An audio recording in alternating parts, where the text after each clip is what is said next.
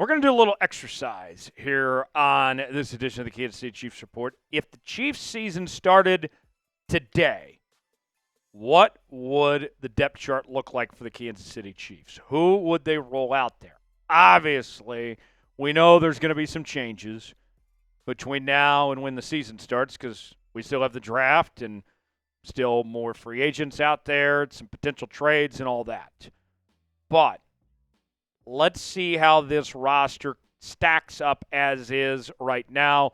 We'll go over every single position group, even special teams, here on this edition of the Kansas City Chiefs Report. Tyler Jones here with you. Thanks for joining us. We got challenged by the Raiders Report to get 1,000 likes on today's show. Mitchell Renz, great guy, great friend. I love Mitch.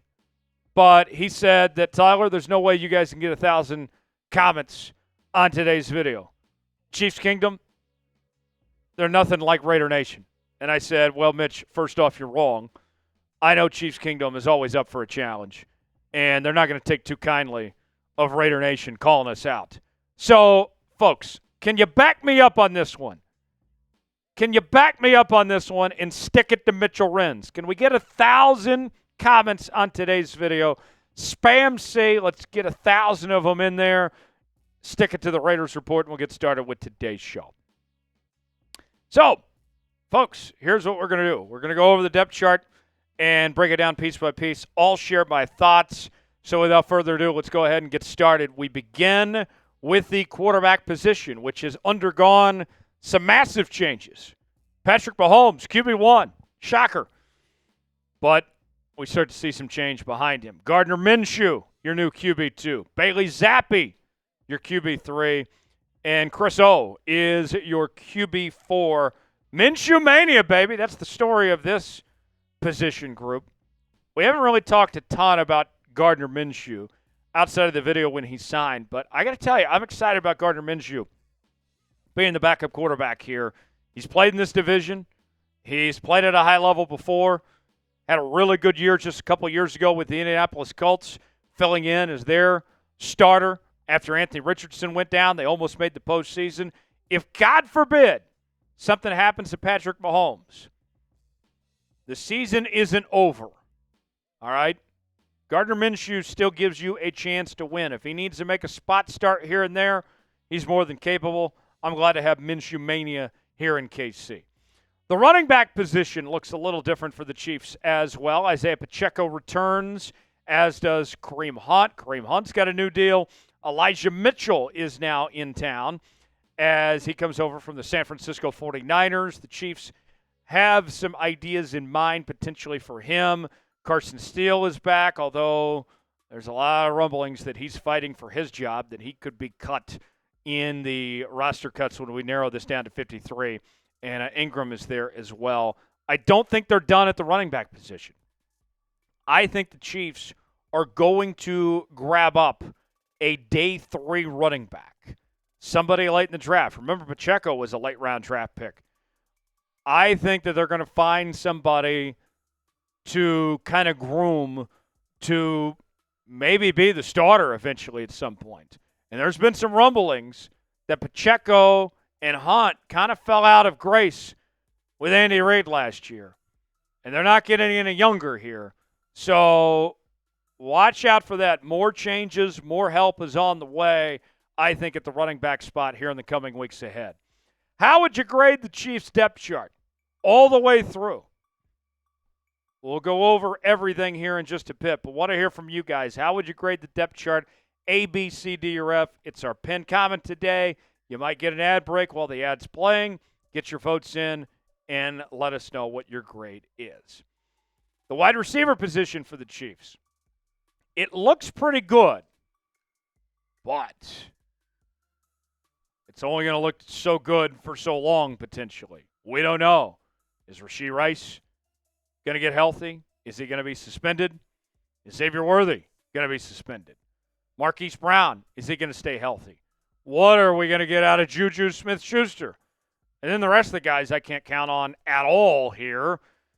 I still think you need to grab up one more receiver, whether that's in free agency, a trade, or the draft, I think you still need one more quality receiver. I think this is a good group, but it's not a great group. The wide receiver room right now is much better than what it was 2 years ago, but there's still more work to be done. I think Brett Veach is going to go find him another receiver to add to this group and try to put this team in a really good spot. The tight end room for Kansas City, Travis Kelce is back. What many believe will be his last go-round with the Kansas City Chiefs. Noah Gray also making a return after a breakout season. And I got to tell you, don't sleep on Jared Wiley. We didn't see much of Jared Wiley as he had that ACL injury as a rookie in 2024. But I think Jared Wiley has more potential to be the actual replacement for Travis Kelce than Noah Gray does. I think Noah Gray is as good as any number 2 tight end in the league, right up there with Isaiah Likely in Baltimore. But I can't imagine him being more than a number 2 tight end.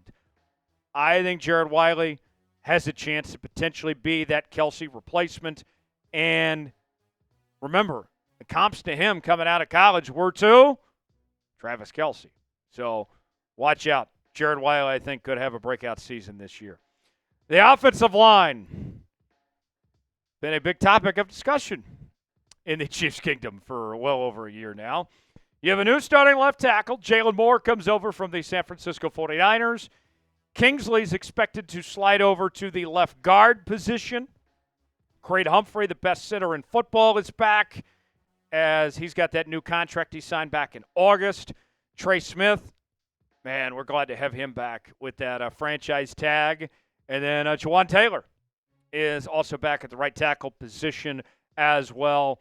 As of right now, that would be your starting 5 on the offensive line. I still think you need some guard help. I haven't given up on Kingsley, but I'm not overly optimistic about Kingsley, if I'm going to be perfectly honest with you. I would like to see the Chiefs draft a quality guard in the first or second round to compete with Kingsley for that starting left guard spot. Let the best man win. And at the very least, you add some depth and you feel a lot more comfortable about that left guard spot.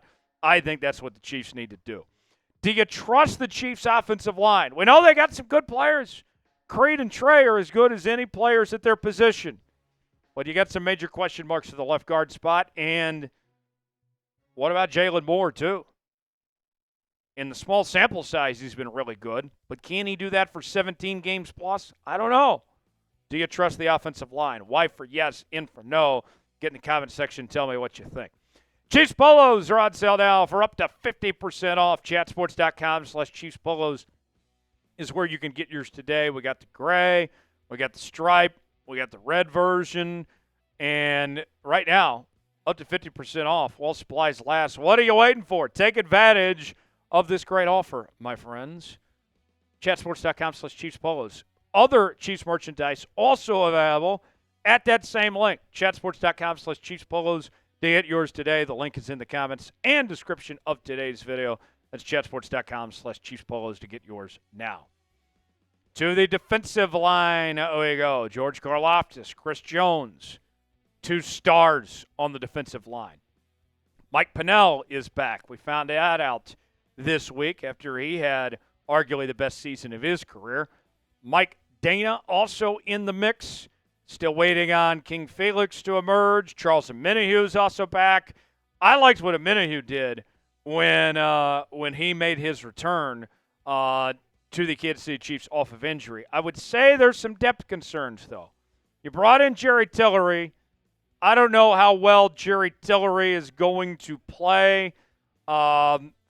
Felix, this is year 3 now. It's put up or shut up time. You either got to shit or get off the pot. I don't know what he's going to do. I have some concerns there when it comes to depth, but we'll see how it all plays out. The linebacker spot for the Chiefs. Nick Bolton is back. Drew Tranquill is back. Leo Chanel is also back, among others here. A very good group. And I'm excited about Nick Bolton. You get him the new contract, and this is really just the start of his prime years with the Kansas City Chiefs. I think Nick Bolton is going to have a fantastic year, and you're going to see him look like one of the best corners, one of the best linebackers in all of football. And I think that the Chiefs are going to be very pleased, very excited that they signed him to that new deal, that it's going to be well worth their money on that front. The corner position. Now we have a couple of changes here. Listen closely here, folks. Here's what I'm talking about. So we know that Kristian Fulton comes over from the LA Chargers, all right? But here's what I'm expecting to change now, all right? Listen closely. Trent McDuffie, I think, is going back to the nickelback position. It is not a demotion, all right? Let's make that clear. This is not a demotion for Trent McDuffie at all. What you're doing is you're maximizing his talent and his capabilities. I think he's at his best when he plays the nickelback position. Jaylon Watson gets to remain a starter. You go with Watson and Fulton as your outside corners. McDuffie at the nickel spot. You got some decent depth now with Johnson and Williams and Connor and among others here. I would say, folks, when I look at this corner room, as the great Shrek once said, it's similar to onions. They're like layers. I like the layers that are in this corner room for this Kansas City Chiefs team. If there's an injury, if something happens to McDuffie or one of these other guys like Watson. Watson, of course, got banged up and missed a lot of last year.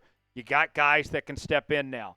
This was a depth problem in 2024.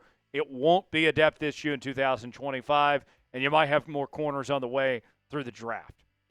Who is your new favorite Chiefs player on the roster?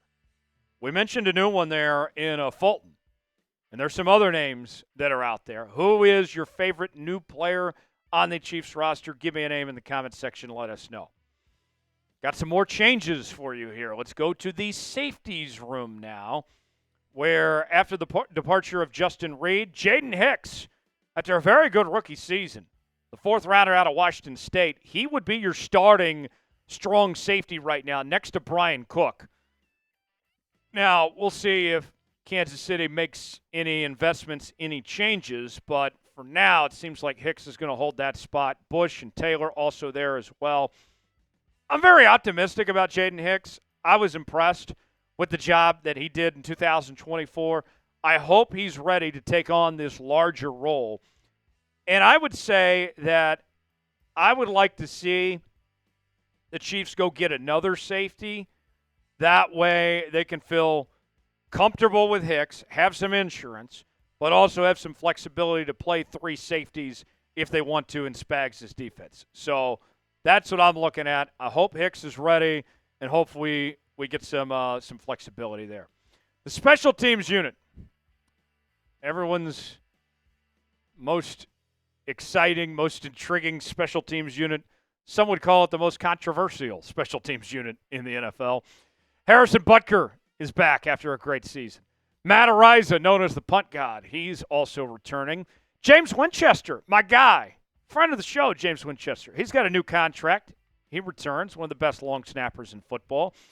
And Nico is your primary return man right now with Carson Steele backing him up as well.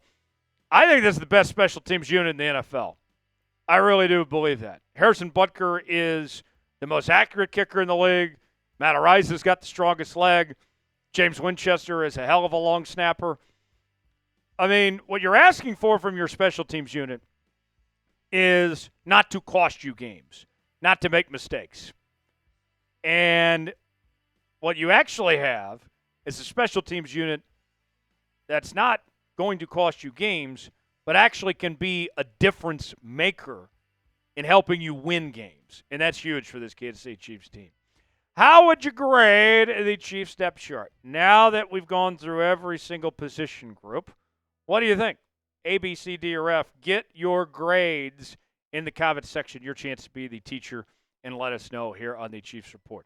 For more Chiefs coverage, you already know what to do. Follow me on X, formerly known as Twitter, at Tyler Jones Live for more Chiefs coverage. Thanks for joining us. We'll see you next time.